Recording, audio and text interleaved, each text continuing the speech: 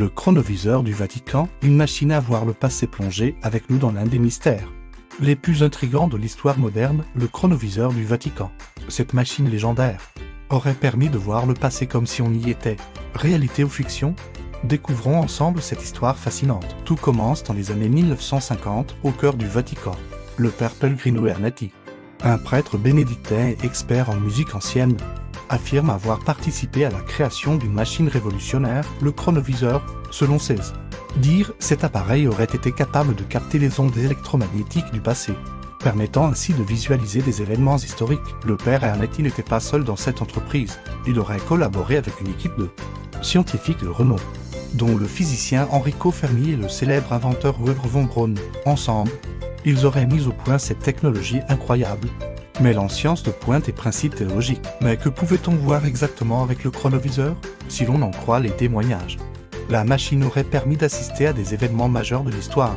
Le père Ernetti aurait ainsi pu observer la crucifixion de Jésus-Christ, la construction des pyramides d'Égypte, ou encore la fondation de Rome par Romulus et Remus. Ces affirmations ont naturellement suscité un vif intérêt, mais aussi de nombreuses interrogations. Comment une telle technologie pouvait-elle exister sans bouleverser notre compréhension de la physique? Et pourquoi le Vatican garderait-il secret un tel outil, capable de prouver la véracité des récits bibliques? Le mystère s'était épaissi lorsque le père Ernetti a présenté ce qu'il affirmait être une preuve de l'existence du chronoviseur, une photographie de Jésus sur la croix, supposément capturée par la machine.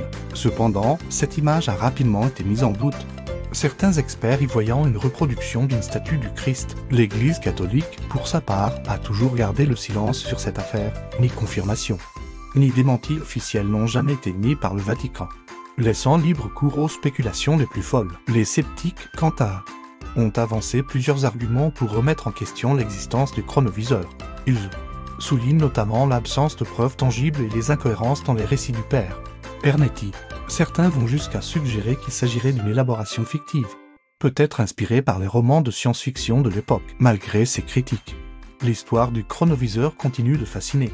Elle soulève des questions profondes sur la nature du temps, la possibilité de voyager dans le passé, et les implications éthiques d'une telle technologie.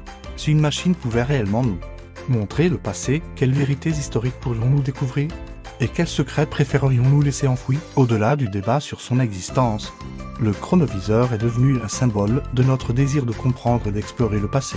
Il incarne notre fascination pour l'histoire et notre quête incessante de connaissances sur nos origines. Cette histoire nous rappelle également la complexité des relations entre science et religion.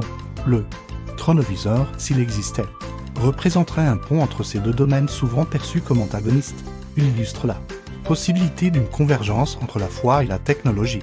Une idée qui continue d'alimenter de nombreux débats philosophiques et théologiques. L'affaire du chronoviseur soulève aussi des questions sur la nature de la vérité historique. Dans un monde où la désinformation et les fake news sont omniprésentes, l'idée d'une machine capable de montrer le passé téléphone qu'il était réellement particulièrement séduisante.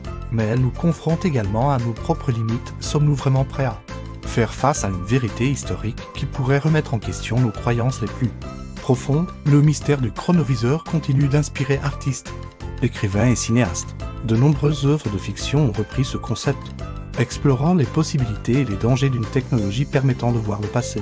Ces récits nous invitent à réfléchir sur notre rapport au temps et à l'histoire, et sur notre responsabilité envers les générations futures. Que le chronoviseur ait existé ou non, son histoire nous rappelle l'importance de rester curieux et ouvert d'esprit. Elle nous encourage à explorer les frontières de la connaissance, tout en gardant un regard critique sur les informations qui nous parviennent. En fin de compte, le véritable héritage du chronoviseur réside peut-être dans sa capacité à stimuler notre imagination et notre réflexion. Il nous pousse à nous interroger sur notre place dans l'histoire, sur la façon dont nous construisons notre compréhension du passé. Alors que nous concluons cette exploration fascinante du chronoviseur du Vatican, nous vous invitons à poursuivre vos propres recherches sur ce sujet intrigant. L'histoire regorge de mystères qui attendent d'être élucidés, et chacun d'entre nous peut contribuer à cette quête de connaissances. N'oubliez pas que la vérité est souvent plus étrange que la fiction, et que les plus grandes découvertes naissent souvent de questions audacieuses. Continuez à explorer, à vous interroger et à remettre en question vos certitudes. C'est ainsi que nous progressons collectivement vers une meilleure compréhension de notre monde et de notre histoire. Like, share et subscribe to Infinitum LOL.